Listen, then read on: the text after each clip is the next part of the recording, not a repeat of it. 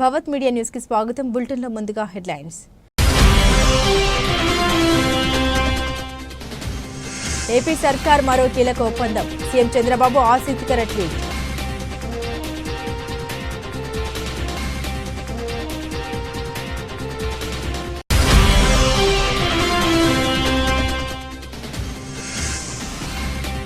సీమ హైదర్ ఇంట్లోకి చొరబడిన యువకుడు క్షుద్ర పూజలు చేసిందంటూ దాడి.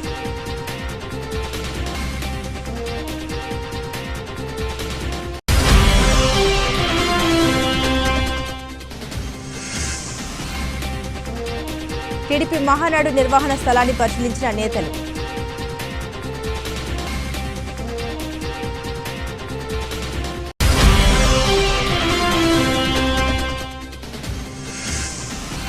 భారత్కు షాక్, మరోమారు బహిరంగ అణు హెచ్చరిక. తీవ్ర రూపం దాల్చుతున్న ఉద్రిక్తతలు.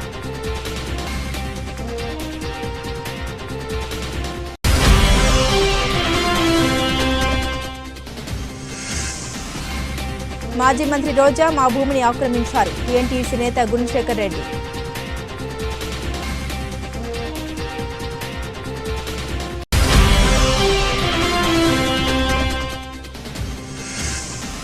భారత నౌకలపై పాకిస్తాన్ ఓడరేవుల్లో నిషేధం. రెండు దేశాల నడుమ పెరుగుతున్న ఉద్రిక్తతలు.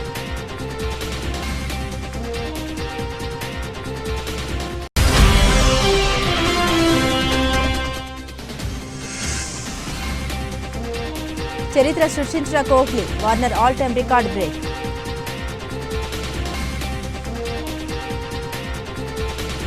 ఏపీలోని కూటమి ప్రభుత్వం భారీ పెట్టుబడుల లక్ష్యంగా దూసుకెళ్తుంది. ఈ క్రమంలో తాజాగా మరో ప్రముఖ సంస్థతో కీలక ఒప్పందం చేసుకుంది. ఈ మేరకు సీఎం చంద్రబాబు నాయుడు ఎక్స్ వేదికగా ప్రకటించారు. ఇండియాలోని మొట్టమొదటి ట్రాన్స్మీడియా ఎంటర్టైన్మెంట్ సిటీ అయిన క్రియేటివ్ ల్యాండ్ ను ప్రజల రాజధాని అమరావతిలో ప్రారంభించడానికి గో ఏపీ క్రియేటివ్ ల్యాండ్ ఆసియాతో ఏపీ ప్రభుత్వం చారిత్రాత్మక అవగాహన ఒప్పందం చేసుకుందని చంద్రబాబు నాయుడు ట్వీట్ చేశారు. భారతదేశపు మొట్టమొదటి ట్రాన్స్మీడియా ఎంటర్టైన్మెంట్ సిటీ అయిన క్రియేటివ్ ల్యాండ్ ను ప్రజల రాజధాని అమరావతిలో ప్రారంభించడానికి గో ఏపీ క్రియేటివ్ ల్యాండ్ ఆసియాతో చారిత్రాత్మక అవగాహన ఒప్పందం కుదుర్చుకుందని ప్రకటించడానికి సంతోషంగా ఉంది. 25,000 ఉద్యోగాలు సృష్టించే లక్ష్యంతో ఈ ప్రాజెక్టు ఎఫ్డీఐని ఆకర్షించడానికి, పెద్ద ఎత్తున అభివృద్ధిని తీసుకురావడానికి, స్థానిక ప్రతిభను క్రియేటివ్ ఇన్ ఏపీ మరియు క్రియేటివ్ ఫర్ ది వరల్డ్ కు శక్తివంతం చేయడానికి సిద్ధంగా ఉంది. ఈ ప్రపంచ స్థాయి సృజనాత్మకత, టౌన్షిప్, చలనచిత్రం, గేమింగ్, సంగీతం, వర్చువల్ ప్రొడక్షన్, లీనమయ్యే కథ చెప్పడం, ఏఐ ఆధారిత కంటెంట్ కు కేంద్రంగా ఉంటుంది. అత్యాధునిక మౌలిక సదుపాయాలు, ప్రపంచ భాగస్వామ్యాలు, మన యువతకు నైపుణ్యం కల్పించడానికి క్రియేటర్ ల్యాండ్ అకాడమీతో ఏపీ సృజనాత్మక డిజిటల్ పరిశ్రమలకు ప్రపంచ గమ్యస్థానంగా మారనుంది అని సీఎం చంద్రబాబు రాసుకొచ్చారు. పాకిస్తాన్ నుండి వచ్చి భారత యువకుడిని పెళ్లాడిన సీమ హైదర్ ఇంటిపై శనివారం ఓ యువకుడు దాడి చేశాడు. గుజరాత్లోని సురేందర్ నగర్ నివాసి తేజస్ అనే యువకుడు గ్రేటర్ నోయిడాలో ఉంటున్న సీమ ఇంట్లోకి శనివారం రాత్రి చొరబడగా పోలీసులు అతన్ని అరెస్టు చేశారు. ఆమె తనపై క్షుద్ర పూజలు చేసిందని అతడు ఆరోపించాడని పోలీసులు తెలిపారు. అయితే తేజస్ మానసిక స్థితి సరిగా లేదని పోలీసులు చెప్పారు. నిన్న రాత్రి 7 గంటల ప్రాంతంలో సీమ ఇంట్లోకి ప్రవేశించడానికి ప్రయత్నించాడని వారు తెలిపారు. అతను గుజరాత్కి చెందినవాడు. గుజరాత్ నుండి న్యూఢిల్లీకి వెళ్లే రైలు జనరల్ కోచ్ టికెట్ తీసుకున్నాడు. న్యూఢిల్లీ రైల్వే స్టేషన్ నుండి బస్సులో సీమ ఉంటున్న గ్రామానికి చేరుకున్నాడు. అతని మొబైల్ ఫోన్లో సీమ స్క్రీన్ షాట్లు ఉన్నాయని రబుపుర కోత్వాల్ ఇన్ఛార్జ్ సుజిత్ ఉపాయ్ ప్రముఖ వార్తా సంస్థ పీటీఐకి తెలిపారు. తేజస్ను అదుపులోకి తీసుకున్నామని, తదుపరి దర్యాప్తు కొనసాగుతోందని ఆయన తెలిపారు. కాగా పాకిస్తాన్లోని సింధ్ ప్రావిన్స్లోని జాకోబాబాద్కు చెందిన 32 ఏళ్ల సీమ హైదర్ తన 4 పిల్లల్ని తీసుకుని 2023 మేలో కరాచీలోని ఇంటి నుండి నేపాల్ మీదుగా భారత్కు చేరుకుంది. అదే ఏడాది జూలైలో ఆమె గ్రేటర్ నోయిడా ప్రాంతానికి చెందిన సచిన్ మీనాతో కలిసి నివసిస్తున్నట్లు భారత అధికారులు గుర్తించడంతో ఆమె వార్తల్లో నిలిచింది. చార్ధామ్ యాత్రలో కీలకమైన బద్రీనాథ్ ఆలయ ద్వారాలు తెరుచుకున్నాయి. ఈ రోజు ఉదయం సరిగ్గా 6 గంటలకు ఆలయ తలుపును తెరిచారు. ఈ సందర్భంగా హెలికాప్టర్పై నుండి భక్తులపై పుష్ప వర్షం కురిపించారు. బద్రీనాథ్ తలుపులు తెరిచిన వెంటనే గత 6 నెలలుగా వెలుగుతున్న అఖండ జ్యోతిని చూసేందుకు దేశ విదేశాల నుండి దాదాపు 10,000 మందికి పైగా భక్తులు బద్రీనాథ్ ధామ్ చేరుకున్నారు. ఇక ఈ రోజు ఆలయ ద్వారాలు తెరిచిన సందర్భంగా ఆలయాన్ని సర్వాంగ సుందరంగా అలంకరించారు. దాదాపు 40 క్వింటాళ్ల బంతి పువ్వులతో అందంగా తీర్చిదిద్దారు. చార్ధామ్ యాత్రలో ప్రముఖ పుణ్యక్షేత్రాల్లో ఒకటైన కేదార్నాథ్ ఆలయ ద్వారాలు శుక్రవారం మే 2వ తేదీన ఉదయం 7 గంటలకు తెరుచుకున్న విషయం తెలిసిందే. అంతకుముందు అక్షయ తృతీయ రోజున గంగోత్రి, యమునోత్రి ఆలయ ద్వారాలు తెరుచుకున్నాయి.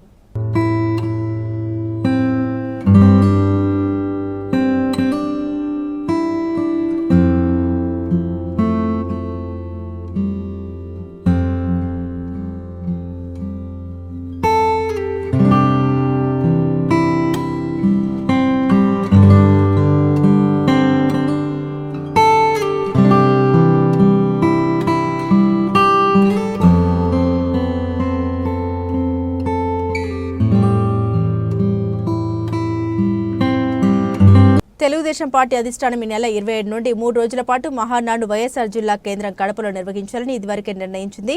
ఈ క్రమంలో పార్టీ ఎమ్మెల్యేలు Beeda Ravichandra, Ram Gopal Reddy, maritime board chairman Damacharla Satya, మాజీ ఎమ్మెల్సీ సత్యనారాయణ రాజు, వాస్తు సిద్ధాంతి జయరామరెడ్డి శనివారం కడపలో పలు ప్రాంతాల్లో స్థలాలు పరిశీలించారు. సీకెదిన్నె మండలం చెర్లోపల్లి, పబ్బవరం గ్రామాల పరిధిలోని భూములను పార్టీ అధిష్టానం అనుమతితో ఈ బృందం ఎంపిక చేసింది. అక్కడ మహానాడు ప్రాంగణం, భోజన ఏర్పాట్లు, వాహనాల పార్కింగ్కు స్థలాలు ఎంపిక చేశారు. ఈ స్థలం కడపను తిరుపతి, చిత్తూరు, అనంతపురం, హైదరాబాద్ మార్గాలతో కలిపేదిగా ఉందని నేతలు చెబుతున్నారు. ఇక స్థానిక ఎమ్మెల్యే పుత్త కృష్ణ చైతన్య రెడ్డి ద్వారా భూముల యజమానుల నుండి నిరభ్యంతర పత్రాలు తీసుకున్నారు.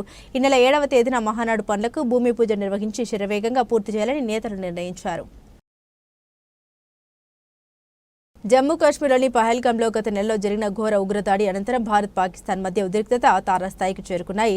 ఈ నేపథ్యంలోని రష్యాలో పాకిస్తాన్ రాయబారి మహమ్మద్ ఖలీద్ జమాలి భారత్కు బహిరంగంగా తీవ్ర హెచ్చరికలు జారీ చేశారు. ఒకవేళ భారత్ తమ దేశంపై దాడికి పాల్పడితే అణ్వాయుధాలతో సహా తమ వద్ద ఉన్న పూర్తి స్థాయి శక్తిని ప్రయోగిస్తామని స్పష్టం చేశారు. ఓ న్యూస్ ఛానల్కి ఇచ్చిన ఇంటర్వ్యూలో జమాలి మాట్లాడుతూ భారత్ తమ దేశంలోని కొన్ని ప్రాంతాలపై దాడి చేసేందుకు ప్రణాళిక రచిస్తోందని, కొన్ని పత్రాలు లీక్ అయ్యాయని, త్వరలోనే ఇరు దేశాల మధ్య ఘర్షణ వాతావరణం కొన్ని అవకాశం ఉందని పేర్కొన్నారు. భారత మీడియాలో వస్తున్న అసత్య ప్రచారాలు, ఆ దేశం నుండి వెలువడుతున్న బాధితరహితమైన ప్రకటనలు మమ్మల్ని ఓ నిర్ణయానికి పురికొల్పాయి. పాకిస్తాన్లోని కొన్ని ప్రాంతాలపై దాడి చేయాలని నిర్ణయించినట్లు కొన్ని పత్రాలు బయటకు వచ్చాయి. దీనివల్ల దాడి జరగబోతుందని, అది ఆసన్నమైందని మేము భావిస్తున్నామని జమాలి పేర్కొన్నారు. ప్రపంచ యాత్ర చేస్తూ తన యూట్యూబ్ ఛానల్ ద్వారా తెలుగు ప్రజలకు సుపరిచితుడైన యూట్యూబర్ అన్వేష్పై సైబరాబాద్ సైబర్ క్రైమ్ పోలీసులు కేసు నమోదు చేశారు. రాష్ట్ర ప్రభుత్వంలోని ఉన్నతాధికారులపై తీవ్ర ఆరోపణ చేస్తూ అవాస్తవ సమాచారంతో కూడిన వీడియోను ప్రచారం చేశారనే అభియోగంపై పోలీసులు సుమోటోగా ఈ కేసును స్వీకరించారు. Telangana DGP Jitender, Hyderabad metro rail MD NVS Reddy, senior IAS అధికారులు శాంతికుమారి, దానకిషోర్, వికాస్ రాజ్ తదితరులు హైదరాబాద్ మెట్రోలో బెట్టింగ్ యాప్ల ప్రచారానికి అనుమతులు ఇచ్చే నెపంతో 300 కోట్లు అక్రమంగా ఆర్జించారు ఆరోపిస్తూ అన్వేష్ తన యూట్యూబ్ ఛానల్లో వీడియోను పోస్టు చేశాడు. ఈ వీడియోలో చేసిన ఆరోపణలు పూర్తిగా నిరాధారమైనవని, తప్పుడు సమాచారంతో కూడినవని సైబర్ క్రైమ్ పోలీసులు గుర్తించారు. సైబర్ క్రైమ్ పోలీస్ స్టేషన్కి చెందిన ఓ కానిస్టేబుల్ ఇచ్చిన ఫిర్యాదు ఆధారంగా ఎఫ్ఐఆర్ నమోదైంది. సదరు వీడియో ప్రజల్లో గందరగోళం సృష్టించే ఉద్దేశంతో ఉందని, ప్రభుత్వ అధికారులు చట్టబద్ధమైన సంస్థల ప్రతిష్టను దెబ్బతీసేలా, వారి పరువుకు భంగం కలిగించేలా ఉందని ఫిర్యాదులో పేర్కొన్నారు. అధికారుల విశ్వసనీయతను ప్రశ్నించేలా, ప్రభుత్వంపై ప్రజల వ్యతిరేకత, ద్వేష భావాలను రెచ్చగొట్టేలా ఆ వీడియో ఉందని పోలీసులు అభిప్రాయపడ్డారు. తప్పుడు సమాచారాన్ని వ్యాప్తి చేసిన కంటెంట్ క్రియేటర్ అన్వేష్పై చట్టపరమైన చర్యలు తీసుకోవాలని ఫిర్యాదులో కోరారు. రాష్ట్రంలోని వివిధ ప్రాంతాలకు చెందిన బాధితులు తమ సమస్యల పరిష్కారం కోసం మంగళగిరిలోని తెలుగుదేశం పార్టీ కేంద్ర కార్యాలయాన్ని ఆశ్రయించారు. శనివారం పలువురు బాధితులు తమ గోడును పార్టీ నేతల దృష్టికి తీసుకొచ్చారు. ముఖ్యంగా చిత్తూరు జిల్లాకు చెందిన ఓ నేత మాజీ మంత్రి రోజాపై తీవ్ర స్థాయిలో భూ కబ్జా ఆరోపణ చేయడం గమనార్హం. చిత్తూరు జిల్లా విజయపురం మండలం కలింభాకకు చెందిన టీఎన్టీయూసీ నేత గుణశేఖర్ రెడ్డి తమ కుటుంబానికి చెందిన స్థలాన్ని మాజీ మంత్రి రోజా, ఆమె భర్త సెల్వమణి, నగర మున్సిపల్ చైర్మన్తో కలిసి మీనాకుమార్ అనే వ్యక్తి కబ్జా చేశారని ఆరోపించారు. 1982లో తన తండ్రి నగరికొండ సమీపంలోని జ్యోతి నగర్లో కొనుగోలు చేసిన స్థలంలో వారు అక్రమంగా రేకుల షెడ్ నిర్మించారని ఆయన తెలిపారు. ఈ విషయంలో పోలీసులకు ఫిర్యాదు చేయగా వారు నిందితులకు అనుకూలంగా వ్యవహరిస్తూ తనని వేధిస్తూ ఉన్నారని గుణశేఖర్ రెడ్డి ఆవేదన వ్యక్తం చేశారు. రెవెన్యూ అధికారులైన ఆర్డీఓ, తహసీల్దార్లకు పలుమార్లు విన్నవించినా ఫలితం లేకుండా పోయిందని, తనకు న్యాయం చేయాలని కోరుతూ తెదేపా కార్యాలయంలో ఫిర్యాదు చేశారు. విశాఖపట్నం జిల్లా భీమిల్లో జరిగిన వివాహత హత్య కేసును పోలీసులు ఛేదించారు. ఈ హత్యకు పాల్పడ్డ క్రాంతికుమార్ను అరెస్టు చేశారు. ఈ కేసు వివరాలను విశాఖ సిపి శంఖభృత భాగ్జీ మీడియాకు వెల్లడించారు. దాకమరి పంచాయతీ పరిధిలోని 26వ జాతీయ రహదారి పక్కన గల ఫార్చ్యూన్ హిల్స్ ఉడా లేఅవుట్లో శుక్రవారం ఉదయం సగం కాలిన స్థితిలో మహిళ మృతదేహాన్ని పోలీసులు గుర్తించారు. హంతకులు ఆమెను గొంతు కోసి ఆపై పెట్రోల్ పోసి దహనం చేసినట్లు గుర్తించారు. మృతురాలి మెడలో కాలిన నల్లపూసల గొలుసు ఉండడంతో ఆమె వివాహితాన్ని నిర్ధారించారు. కేసును ఛేదించేందుకు ప్రత్యేక బృందాలు ఏర్పాటు చేశారు. వెంకటలక్ష్మితో వివాహేతర సంబంధం కొనసాగిస్తున్న క్రాంతికుమార్ ఆమెను హత్య చేసినట్లు పోలీసులు గుర్తించారు. క్రాంతికుమార్కు 2 భార్యలు ఉన్నారు. అతను తన రెండో భార్యతో కలిసి మృతురాలి ఇంటి పక్కనే నివసిస్తున్నాడు. ఈ క్రమంలో వెంకటలక్ష్మితో ఏర్పడిన పరిచయం వివాహేతర సంబంధానికి దారితీసింది. దీంతో క్రాంతికుమార్ రెండో భార్యకు వెంకటలక్ష్మికి మధ్య గొడవలు జరగడంతో అతను తన రెండో భార్యను వేరే బ్లాక్కు మార్చాడు. అయినప్పటికీ క్రాంతికుమార్ వెంకటలక్ష్మితో వివాహేతర సంబంధం కొనసాగిస్తూ వచ్చాడు. ఈ విషయంపై మొదటి భార్య, రెండో భార్యతో తరచూ గొడవలు జరుగుతుండడంతో పాటు వెంకటలక్ష్మి తనతోనే ఎక్కువ సమయం గడపాలని ఒత్తిడి చేయడంతో ఆమెను అడ్డు తొలగించుకోవాలని క్రాంతికుమార్ పథకం వేశాడు. అందులో భాగంగా ఐస్ క్రీం తిందామని చెప్పి ఆమెను బైక్పై బయటకు తీసుకెళ్లాడు. మార్గ మధ్యంలో బైక్ పెట్రోల్ కొట్టించడంతో పాటు ఒక బాటిల్లో పెట్రోల్ నింపాడు. అనంతరం శారీరకంగా కలుద్దామని దాకమరి లేఅవుట్కు తీసుకెళ్లి అక్కడ కత్తితో గొంతు కోసి హత్య చేశాడు. కొవ్వూరు పట్టణంలోని మాజీ మంత్రి తెలుగుదేశం పార్టీ సీనియర్ నేత కేఎస్ జవహర్ నివాసంలో చోరీ జరిగింది. గుర్తు తెలియని దుండగులు ఇంట్లోకి ప్రవేశించి విలువైన వస్తువులను అపహరించుకుపోయారు. ప్రధానమంత్రి నరేంద్ర మోదీ సభకు ఇన్ఛార్జిగా నియమితులైన జవహర్ 10 రోజుల క్రితం గుడివాడ వెళ్లారు. 3 రోజుల క్రితం ఆయన అర్ధంగి పిల్లలు స్వగ్రామమైన తిరువూరుకు వెళ్లారు. శనివారం నాడు ఇంట్లోని మొక్కలకు నీళ్లు పోసేందుకు జవహర్ అనుచరుడు వివి రాజు ఇంటికి వచ్చాడు. ఇంటి వెనుక వైపు తలుపు తెరిచి ఉండడంతో అనుమానం వచ్చి చూడగా ఇంట్లో వస్తువులు చిందరవందరగా పడి ఉండడాన్ని గమనించాడు. వెంటనే ఆయన స్థానిక పోలీసులకు జవహర్కు సమాచారం అందించాడు. డీఎస్పీ జి దేవకుమార్, పట్టణ సిఐపి విశ్వం ఘటనా స్థలానికి చేరుకుని పరిశీలించారు. ఇంట్లో దొంగలు పడ్డట్లు సమాచారం తెలియడంతో జవహర్ అర్ధాంగి ఉషా కుమారుడు కొత్తపల్లి ఆశీష్ లాల్ వెంటనే కొవ్వూరు చేరుకున్నారు. ప్రాథమికంగా 2 సెల్ ఫోన్లు, ఖరీదైన వాచ్లు, ఒక టీవీ, 45,000 నగదు, వెండి వస్తువులు అపహరణకు గురైనట్లు తెలుస్తోంది. రాజమండ్రి నుండి క్లూజ్ టీమ్ డాగ్ స్క్వాడ్ను రప్పించి జవహర్ నివాసంలో వేలి ముద్రలు సేకరించారు. జవహర్ ఫిర్యాదు మేరకు పోలీసులు కేసు నమోదు చేసి దర్యాప్తు చేపట్టారు. తెలుగు చిత్ర పరిశ్రమలో సాంకేతిక వినియోగంలో మరో ముందడుగు పడింది. ప్రముఖ నిర్మాత దిల్ రాజు హైదరాబాద్ కేంద్రంగా ఏర్పాటు చేసిన లార్వెన్ ఏఐ స్టూడియోను రాష్ట్ర ఐటీ పరిశ్రమల శాఖ మంత్రి డి శ్రీధర్ బాబు శనివారం నాడు లాంఛనంగా ప్రారంభించారు. ఈ సందర్భంగా స్టూడియో లోగోను మరో ప్రముఖ నిర్మాత అల్లు అరవింద్ ఆవిష్కరించారు. ఈ కార్యక్రమానికి తెలుగు సినిమా రంగానికి చెందిన పలువురు దిగ్గజ దర్శకులు, ప్రముఖులు హాజరై దిల్ రాజుకు అభినందన తెలిపారు. టెక్నాలజీతో హైదరాబాద్కు మరింత పేరు. మంత్రి శ్రీధర్ బాబు ఈ సందర్భంగా మంత్రి మాట్లాడుతూ దిల్ రాజుతో తనకు ఎప్పటి నుండో మంచి పరిచయం ఉందని గుర్తు చేసుకున్నారు. అధునాతన సాంకేతిక పరిజ్ఞానాన్ని సినిమా నిర్మాణానికి జోడించాలనే బలమైన సంకల్పంతో దిల్ రాజు ఈ స్టూడియోను నెలకొల్పారని ప్రశంసించారు. ఇక్కడ ప్రదర్శించిన కొన్ని వీడియోలతోనే లార్వెన్ ఏఐ స్టూడియో సామర్థ్యం ఏమిటో అర్థమవుతుంది. టెక్నాలజీ విషయంలో మనం ప్రపంచవ్యాప్తంగా లీడర్స్గా నిరూపించుకున్నాం. ఈ లార్వెన్ స్టూడియో మన తెలంగాణకు, హైదరాబాద్ నగరానికి మరింత పేరు ప్రఖ్యాతలు తెలుస్తుందని ఆశిస్తున్నామని తెలిపారు. ప్రీ ప్రొడక్షన్ కానీ, పోస్ట్ ప్రొడక్షన్ కానీ, క్రియేటివ్ డైరెక్టర్స్కేమో టైం సేవ్ అవుతుంది. ఒక డైరెక్టర్ ఇప్పుడు మనం చూస్తున్నాం సంవత్సరానికి 1 ఫిలిం, లేదా అనిల్ ఒకటే సంవత్సరానికి 1 ఫిలిం తీస్తున్నారు. చాలామంది దర్శకులు 2 ఇయర్స్కో సినిమా చేస్తున్నారు. దే విల్ చాలా టైం సేవ్ అవ్వడం వల్ల they will make more films. So yearly 1 film ప్రతి డైరెక్టర్ చేయడానికి అవకాశం ఉంది. టైం సేవ్ అవుతుంది. అలాగే ప్రొడ్యూసర్స్కి టైం సేవ్ అవ్వడం వల్ల మనీ సేవ్ అవుతుంది.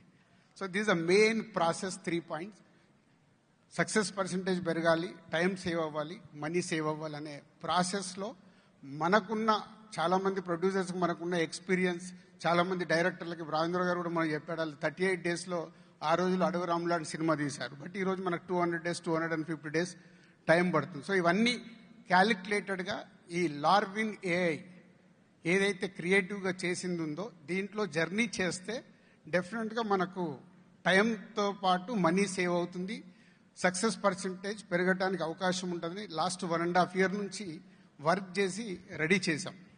పహల్గామ్ ఉగ్రదాడి నేపథ్యంలో పాకిస్తాన్ నుండి ప్రత్యక్ష, పరోక్ష దిగుమతులపై నిషేధం విధిస్తూ భారత్ ఉత్తర్వులు జారీ చేసింది. దాంతో పాకిస్తాన్ ప్రతీకార చర్యలకు దిగింది. భారత్ జెండా ఉన్న నౌకలు తమ ఓడరేవులను ఉపయోగించుకోవడంపై నిషేధం విధించింది. భారత్ నుండి దిగుమతి చేసుకునే పలు వస్తువులపై బ్యాన్ విధిస్తున్నట్టు తెలిపింది. అంతేగాక పాకిస్తాన్ నౌకలు కూడా భారత్లోని రేవులకు వెళ్లడానికి వీల్లేదని ఉన్నతాధికారులు ఆంక్షలు విధించారు. న్యూఢిల్లీతో కొనసాగుతున్న ఉద్రిక్తత నేపథ్యంలో ఈ నిర్ణయం తీసుకున్నట్లు పాక్ సముద్ర వ్యవహారాల మంత్రిత్వ శాఖ పేర్కొంది. కాగా పాక్ నుండి వచ్చే దిగుమతులపై నిషేధం విధిస్తున్నట్లు భారత వాణిజ్య మంత్రిత్వ శాఖ శనివారం నోటిఫికేషన్ విడుదల చేసింది. పాకిస్తాన్ నుండి మన దేశానికి రవాణా అయ్యే అన్ని ఉత్పత్తులకు ఈ నిషేధం వర్తిస్తూ ఉందని స్పష్టం చేసింది. పాకిస్తాన్తో సముద్ర రవాణా మార్గాలను భారత్ మూసివేసింది. ఆ దేశ జెండాతో ఉన్న ఓడలు భారత పోర్టులోకి రాకుండా కేంద్రం నిషేధం విధించింది. మర్చెంట్ షిప్పింగ్ చట్టం 1958లోని 411 సెక్షన్ ప్రకారం ఈ నిర్ణయం తీసుకుంది. ఈ ఆంక్షలు తక్షణమే అమల్లోకి వస్తాయని వెల్లడించింది. అటు భారత ఓడలు కూడా పాక్ పోర్టులోకి వెళ్లకూడదని స్పష్టం చేసింది. ఇప్పటికే పాక్ విమానాలకు మన గగనతలాన్ని కూడా మూసివేశారు. పాకిస్తాన్ శనివారం అబ్దాలీ వెపన్ సిస్టమ్ క్షిపణి శిక్షణ ప్రయోగాన్ని విజయవంతంగా నిర్వహించినట్టు తెలిపింది. ఎక్సిండస్ కసరత్తులో భాగంగా తయారు చేసిన 450 కిలోమీటర్ల పరిధిగల ఉపరితలం నుండి ఉపరితలానికి ప్రయోగించే క్షిపణి ఇది. దళాల కార్యాచరణ సంసిద్ధతను నిర్ధారించడం, క్షిపణి అధునాతన నావిగేషన్ వ్యవస్థ, మెరుగైన యుక్తి లక్షణాలతో సహా కీలకమైన సాంకేతిక పారామితులను ధృవీకరించడం ఈ ప్రయోగం లక్ష్యమని తెలిపింది. ఈ క్షిపణి శిక్షణ ప్రయోగాన్ని ఆర్మీ స్ట్రాటజిక్ ఫోర్సెస్ కమాండర్తో పాటుగా స్ట్రాటజిక్ ప్లాన్స్ డివిజన్ సీనియర్ అధికారులు, శాస్త్రవేత్తలు తిలకించినట్లు పీటీవీ సహా పలు వార్తా సంస్థలు తెలిపాయి. వైసీపీ నాయకులు తనపై నిరాధార తప్పుడు ఆరోపణ చేస్తున్నారంటూ ఆళ్లగడ్డ ఎమ్మెల్యే భూమా అఖిలప్రియ తీవ్రంగా మండిపడ్డారు. ఓ దినపత్రికలో తనపై తప్పుడు కథనాలు ప్రచురిస్తున్నారని ఆగ్రహాన్ని వ్యక్తం చేశారు.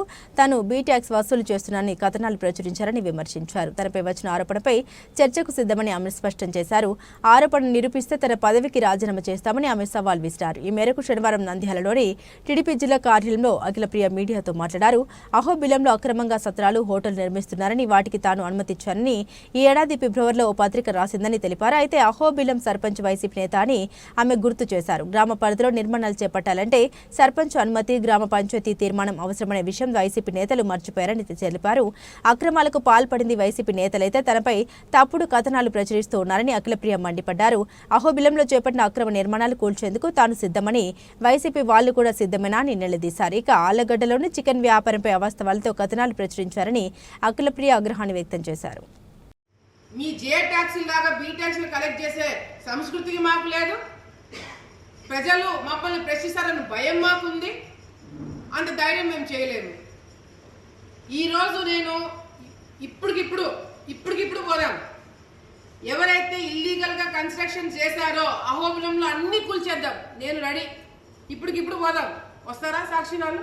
వస్తారా వైసీపీ వాళ్ళు? గత 20 సంవత్సరాల నుంచి కాదు, అహోబిలంలో మీ ఇంటి దేవుడు అని చెప్పి మీ పెత్తనం ఇన్ని రోజులు నడుపుతూ మీరు అడ్డంగా పర్మిషన్లు ఇచ్చుకొని మీరు అక్కడ ట్రాఫిక్ ప్రాబ్లం కావచ్చు. ఇప్పుడు ఈ 100కి పైన మీరు లాడ్జ్లు అన్నారు కదా, 100కి పైన సత్రాలు అంటున్నారు కదా, ఏ ఒక్క సత్రం కూడా ఫైర్ పర్మిషన్స్ లేవు. ఏ ఒక్క దానికి కూడా పంచాయతీ పర్మిషన్స్ లేవు. ఏ ఒక్క దానికి కూడా ఎలక్ట్రికల్ డిపార్ట్మెంట్ వాళ్ళు పర్మిషన్ ఇవ్వలేదు. మరి ఎట్లా కన్స్ట్రక్షన్ చేశారండి? ఎవరు హయాంలో చేశారండి? 20 సంవత్సరాల నుంచి ఇల్లీగల్గా కన్స్ట్రక్షన్స్ చేస్తున్నారని చెప్పి మీ సాక్షుల్లోనే రాశారు. నేను చెప్పడం పక్కన పెట్టండి, మీ సాక్షులు రాసినారు.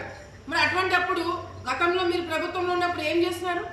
గత 5 సంవత్సరాలు మీరు అధికారంలో ఉన్నప్పుడు ఈ సత్రాల మీదకి మీరు ఎందుకు పోలేదు? ఈ సత్రాలు మీరు ఎందుకు క్యాన్సిల్ చేయించలేదు? మేము వచ్చి సంవత్సరమే కదా అయింది. గత 5 సంవత్సరాలు మీరే కదా ఉన్నారు. మరి ఈ సత్రాల మీద ఎందుకు యాక్షన్ తీసుకోలేదు మీరు? టెంపుల్లో అవినీతి జరుగుతుంది, బయట అవినీతి జరుగుతుంది. కేవలం వైసీపీ నాయకుల వల్లనే ఇదంతా మొదలైంది.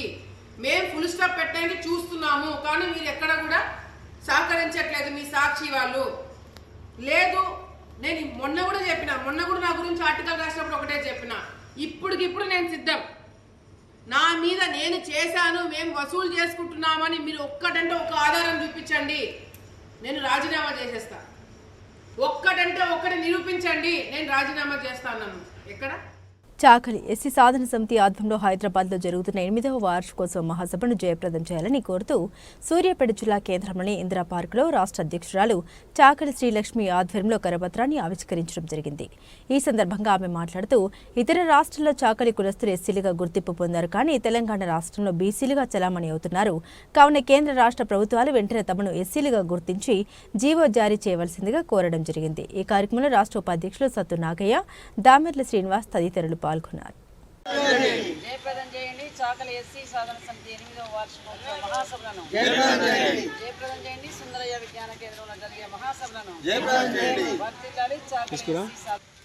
రాష్ట్రంలో ఉన్నటువంటి చాకలి కులం మొత్తాన్ని కూడా ఎస్సీలో కలపడం కోసం, ఎస్సీ హోదా సంపాదించడం కోసం చేస్తున్న పోరాటంలో భాగంగా చాకలి ఎస్సీ సాధన సమితి గత 7 సంవత్సరాల నుంచి రాష్ట్రంలో అనేక విధాలుగా పోరాటాలు చేస్తూ ఉన్నది. చాలా వరకు ప్రభుత్వాలు అక్కడక్కడ స్పందించినప్పటికీ పూర్తి స్థాయిలో దీనికి న్యాయం చేకూర్చలేకపోయాం. ఈ పోరాటంలో భాగంగా ఈ నెల 28వ తేదీన హైదరాబాద్లోని సుందరయ్య విజ్ఞాన కేంద్రంలో చాకలి ఎస్సీ సాధన కమిటీ సంబంధించినటువంటి 8వ వార్షికోత్సవ మహాసభను ఏర్పాటు చేయడం జరిగింది.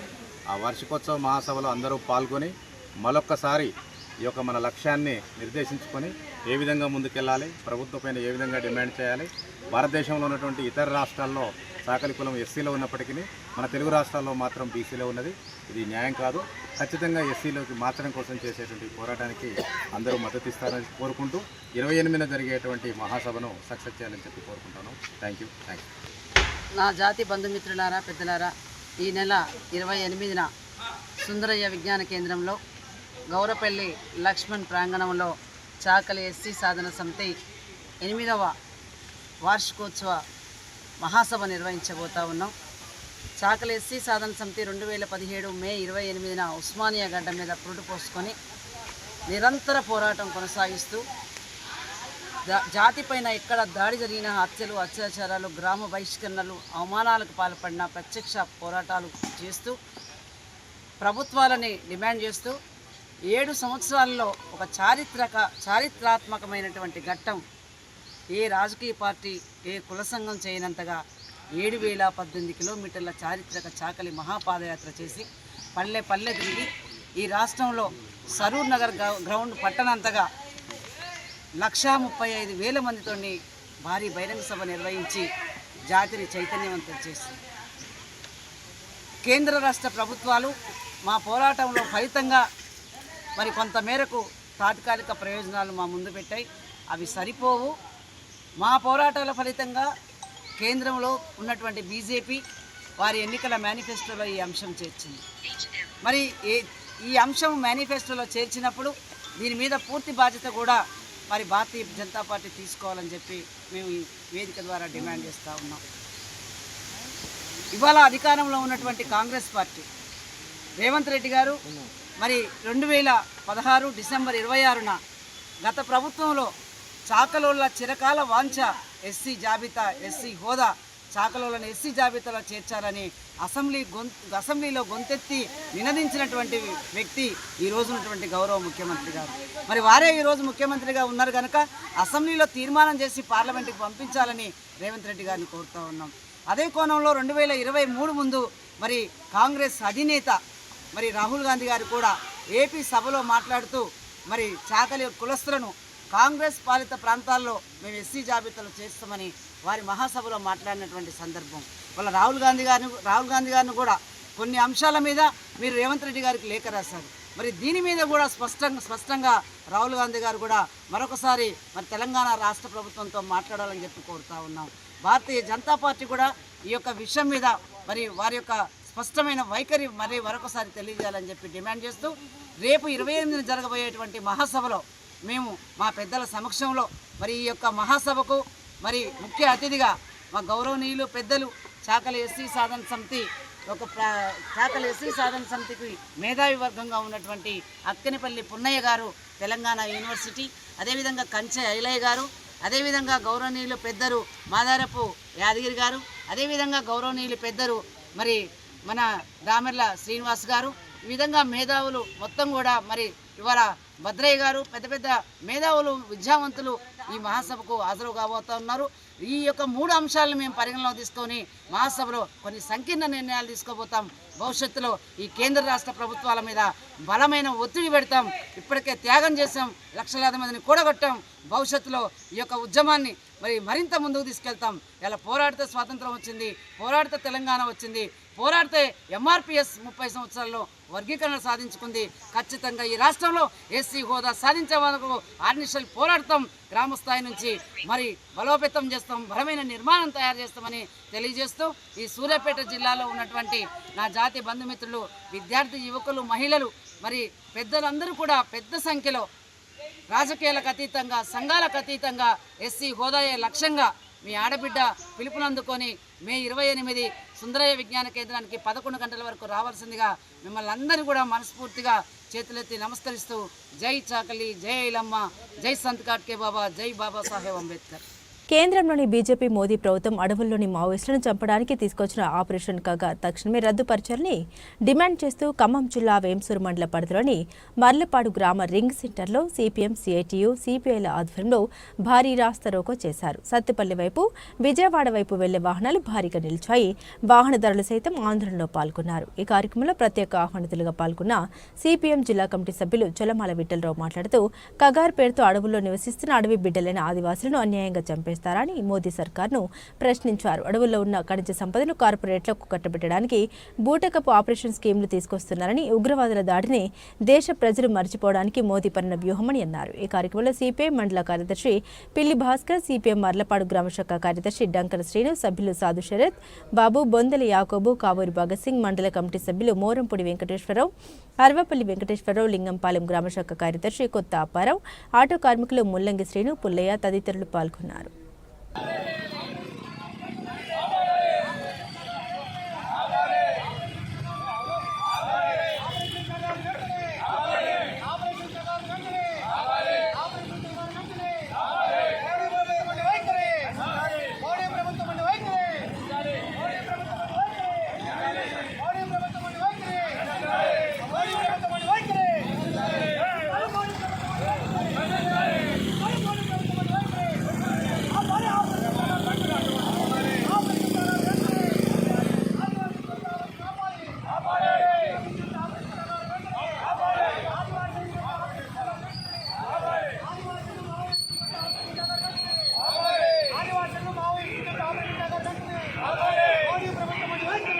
గత కొన్ని రోజులుగా బంగారం వెండి ధరలు హెచ్చుతగ్గులకు లోనవుతూ వచ్చాయి. కానీ ఆదివారం రోజు మాత్రం ఈ ధరలు స్థిరంగా ఉన్నాయి. దేశంలో గత కొన్ని రోజులుగా పెరుగుతూ తగ్గుతూ వచ్చిన బంగారం వెండి ధరలకు బ్రేక్ పడింది. ఆదివారం రోజు వీటి ధరలు స్థిరంగా ఉన్నాయి. అయితే గత వారం రోజుల్లో వీటి ధరలు తగ్గాయా లేదా పెరిగాయా, తగ్గితే ఎంత తగ్గాయనే విషయాలను ఇప్పుడు తెలుసుకుందాం.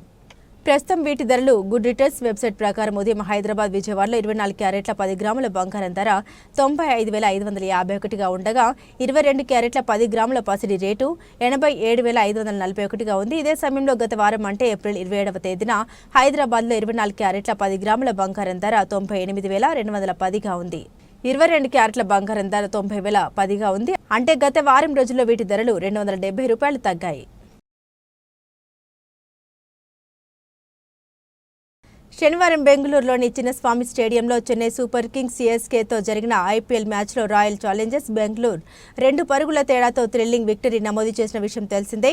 ఈ మ్యాచ్లో బెంగళూరు స్టార్ బ్యాటర్ విరాట్ కోహ్లీ 33 బంతుల్లో 62 రన్స్తో కీలక ఇన్నింగ్స్ ఆడాడు.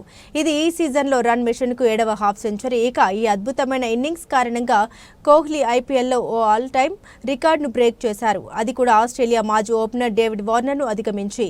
ఈ అరుదైన రికార్డును తన ఖాతాలో వేసుకోవడం విశేషం.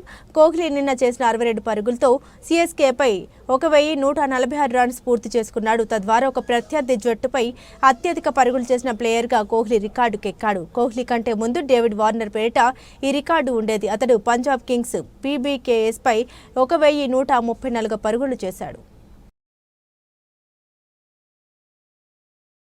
బాలీవుడ్ బాద్షా షారూఖ్ ఖాన్ ప్రతిష్టాత్మక మెట్ గాలాలో అడుగుపెట్టనున్నారు. సోమవారం న్యూయార్క్లోని Met 5th avenue Iris and B Gerald Cantor exhibition హాల్లో జరగనున్న ఈ వేడుక కోసం షారూఖ్ న్యూయార్క్ చేరుకున్నారు. ఆయన తన మేనేజర్ పూజా దర్లానీతో కలిసి జాన్ F కెనడీ విమానాశ్రయంలో దిగిన వీడియో ప్రస్తుతం సోషల్ మీడియాలో వైరల్ అవుతోంది. వీడియోలో షారూఖ్ తన సూట్ కేసును తానే లాగుతూ కనిపించారు. ఇద్దరు కస్టమ్స్ అధికారులు ఆయన వెంట ఉన్నారు. గ్రే జాకెట్, జీన్స్, సన్ గ్లాసెస్తో పాటు తెల్ల టీ-షర్ట్లో షారూఖ్ కనిపించారు. ఆయన వెంట తక్కువ సామాన్ మాత్రమే ఉండడం, పెద్దగా సహాయక సిబ్బంది ఎవరూ లేకపోవడం అభిమానులను ఆశ్చర్యపరిచింది. అయితే షారూఖ్ టీం తర్వాత రాబోతుందని సమాచారం. మరోవైపు షారూఖ్ మెట్ గాలా రెడ్ కార్పెట్పై సభ్యసాచి రూపొందించిన దుస్తులను ధరించనున్నట్లు సమాచారం. వారం రోజుల క్రితం ప్రముఖ ఫ్యాషన్ వేదిక డైట్ సభ్య ఈ విషయాన్ని వెల్లడించింది. బులెటిన్ ముగించే ముందు హెడ్లైన్స్ మరోసారి. ఏపీ సర్కార్ మరో కీలక ఒప్పందం. సీఎం చంద్రబాబు ఆసక్తికర ట్వీట్.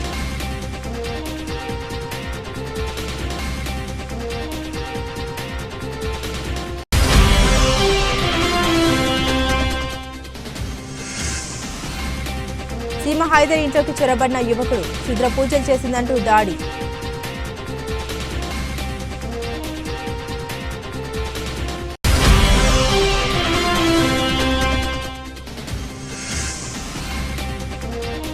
టీడీపీ మహానాడు నిర్వహణ స్థలాన్ని పరిశీలించిన నేతలు.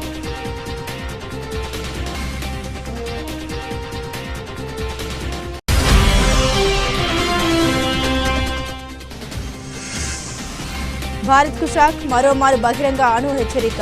తీవ్ర రూపం దాల్చుతున్న ఉద్రిక్తతలు.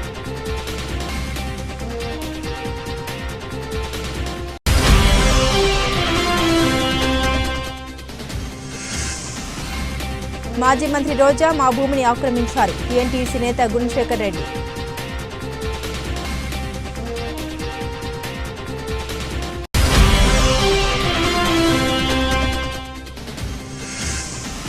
భారత నౌకలపై పాకిస్తాన్ ఓడరేవుల్లో నిషేధం.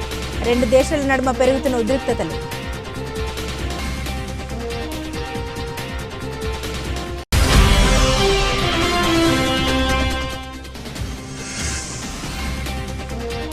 చరిత్ర సృష్టించిన Kohli, Warner all time record break.